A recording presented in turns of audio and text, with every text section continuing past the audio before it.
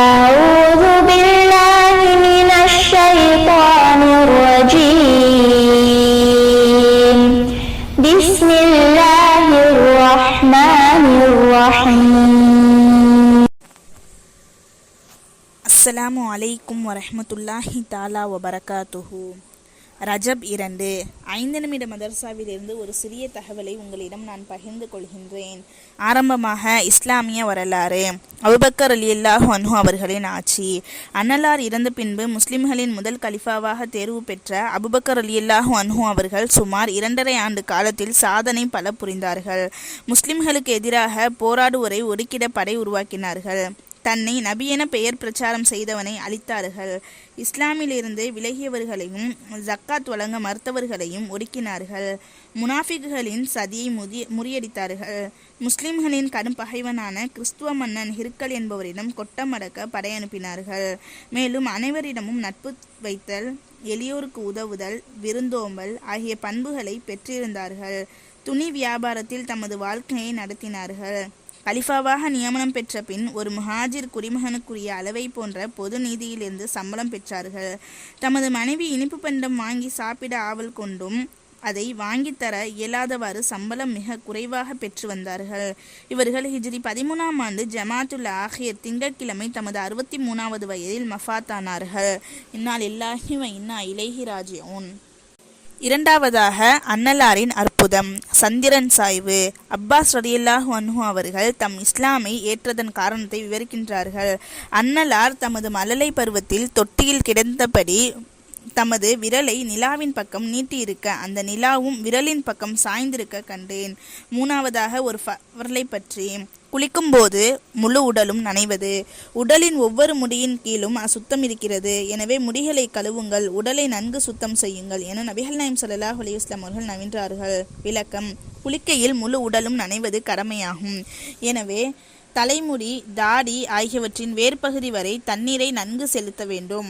மேலும் பெண்கள் தன் தலைமுடிகளில் உள்ளவரை தண்ணீர் செல்லும்படி முடிகளை அவிழ்த்துவிட்டு குளிக்க வேண்டும். நான்காவதாக ஒரு சுன்னத்தை பற்றி. ரஜப் மற்றும் ஷஅபானின் துவா. ரஜப் மாதம் தொடங்கியதும் அன்னலார் இந்த துவாவை ஓதுவார்கள். அல்லாஹும்ம பாரிக் லனா ஃபி ரஜப வ ஷஅபான வ பல்லிக்னா ரமலான. பொருள்: யா அல்லாஹ், ரஜபு மற்றும் ஷஅபான் மாதங்களில் எங்களுக்கு பரக்கத் செய்வாயாக, ஆமீன். மேலும் ரமலான் மாதத்தை நாங்கள் அடைய செய்வாயாக, ஆமீன். ஐந்தாவதாக ஒரு முக்கிய அமலின் சிறப்பு. உலுவின் காணிக்கை. என்னை போன்று உலு செய்து மனதளவில் கூட எந்த பேச்சும் பேசாமல் 2 ரக்காயத்து உலுவின் காணிக்கையாக தொழுபவரின் முந்தைய பாவங்கள் மன்னிக்கப்படுவதாக நபிகள் நாயகம் ஸல்லல்லாஹு அலைஹி வஸல்லம் அவர்கள் கூறினார்கள்.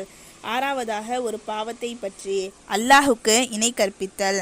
அல்லாஹ் கூறுகிறான், நிச்சயமாக அல்லாஹ் தனக்கு இணை கற்பிப்பவரை மன்னிக்க மாட்டான். அதை தவிர மற்ற எதையும் தான் நாடியவர்களுக்கு மன்னிப்பான். யார் அல்லாஹுக்கு இணை கற்பிப்பாரோ அவர் நிச்சயமாக மிக பெரும் பாவத்தையே கற்பனை செய்துவிட்டார். ஏழாவதாக உலகத்தை பற்றி. உலக அலங்காரம். அல்லாஹ் தஆலா கூறுகிறான், காஃபிர்களுக்கு இவ்வுலக வாழ்க்கை அழகாக காட்டப்பட்டுள்ளது. ஆதலால் அவர்கள் ஏழைகளாக இருக்கும் மோமின்களை ஏளனம் செய்கிறார்கள். ஆனால் நம்பிக்கையாளர்களான இரையச்சமுள்ளவர்களோ மறுமையில் அவர்களை விட உயர்ந்த நிலையில் இருப்பார்கள். இன்னும் அல்லாஹ் தான் நாடுவோருக்கு கணக்கின்றி கொடுப்பான். எட்டாவதாக மறுமையை பற்றி. பிரேதத்தின் நிலை. நபிகள் நாயகம் ஸல்லல்லாஹு அலைஹி வஸல்லம் அவர்கள் கூறினார்கள், பிரேதத்தை தூக்கி கொண்டு மக்கள் நடந்து போகும்போது அது நன்மைகள் புரிந்த பிரேதமானால் என்னை விரைவாக கொண்டு செல்லுங்கள் என அந்த பிரேதம் கூறும். அது பாவம் புரிந்த பிரேதமானால் ஐயோ என் கை சேதமே, என்னை எங்கே கொண்டு செல்கிறீர்கள் என கூறும். அந்த சப்தத்தை ஜின் மற்றும் மனிதர்களை தவிர மற்ற எல்லா படைப்புகளும் கேட்கின்றன. ஒருவேளை மனிதன் கேட்டுவிட்டால் மயங்கி மூச்சடங்கி விடுவான். ஒன்பதாவதாக நபி வழி மருத்துவம். எல்லா நோய்களுக்கும் சிகிச்சை. உஸ்மான் கனி ரலியல்லாஹு அன்ஹு அவர்கள் கூறியதாவது, நான் ஒரு முறை நோயுற்ற போது என்னை காண வந்த நபிகள் நாயகம் ஸல்லல்லாஹு அலைஹி வஸல்லம் அவர்கள் கீழ்காணும் துவாவை ஓதி என் மீது ஊதிவிட்டு போகும்போது, உஸ்மானே, இதையே ஊதி கொள்ளுங்கள் என்றார்கள். பிஸ்மில்லாஹிர் ரஹ்மானிர் ரஹீம். உஐதுக பில்லாஹில் அஹதி ஸமதல்லதி லம் யலிது வலம் யூலது வலம் யகுல்லஹு குஃபுவன் அஹதுன் மின் ஷர்ரி மா அஜீது. 10ஆவதாக அன்னலாரின் அறிவுரை. சுவனத்தில் நிம்மதியாக நுழைய வேண்டுமா? மக்களே, சலாமை நன்கு பரப்புங்கள், ஏழைகளுக்கு உணவளியுங்கள், இரவில் மக்கள் தூங்கும்போது நீங்கள் விழித்து வணங்குங்கள். இச்செயல்களினால் நீங்கள் சுவனத்தில் நிம்மதியாக நுழைவீர்கள் என நபிகள் நாயகம் ஸல்லல்லாஹு அலைஹி வஸல்லம் அவர்கள் கூறினார்கள். அல்ஹம்துலில்லாஹ். அஸ்ஸலாமு அலைக்கும் வரஹ்மத்துல்லாஹி தஆலா வபரகாத்துஹு.